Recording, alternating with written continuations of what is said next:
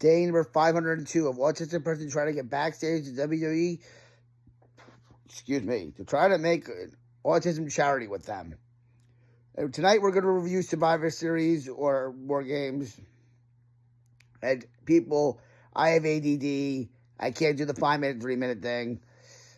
Especially when there's no way you can have a winner. The difference between the Royal Rumble is you can get eliminated. You can't do anything here. So, I'm going to tell you what I would do for War Games, and I'm going to review the matches. I would have a man advantage going into both matches. But I would also have pinfalls and submissions in the match to change the man advantage. If we get to 1-on-5, we get to 1-on-5. But that's all I want to say. I want to give Becky Lynch some credit. She was about to hit, I don't know who she was about to hit the manhandle slam on, but she was, and Io Sky was blocking the camera. She noticed it, and she waited until Io was out of the way.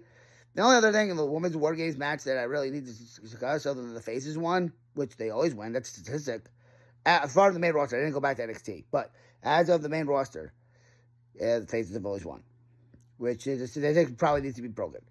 The last legend, I think she was pinning Charlotte Flair, and Alexa kicked out of Nia, but Lash just got up and started to fight somebody else.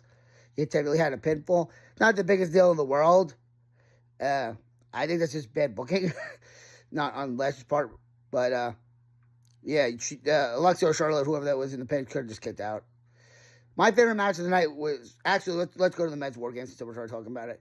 Really nothing of note other than the heels were very dominant, which was nice.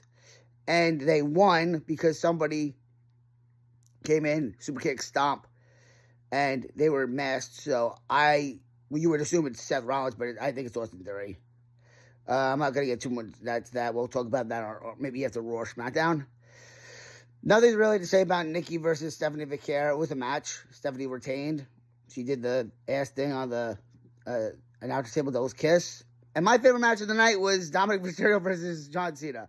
They did everything right. They had the fake injury. They had the girls get involved. They had Finn and JD get the double attitude adjustment. They had Liv look like she was going to turn on Dom. They had Liv Morgan, who has stated that John Cena is our childhood crush. Liv turned on her, and Dom won the title. Now, I did not do the statistic for the history, but he's got to be lower on. I'll probably announce that tomorrow. And that's my review of Survivor Series. Because of the War Games matches, I'm going to give it a C-. But I'm not a fan of them, and if somebody is a fan of them, good for you. Stay nice for disability rights.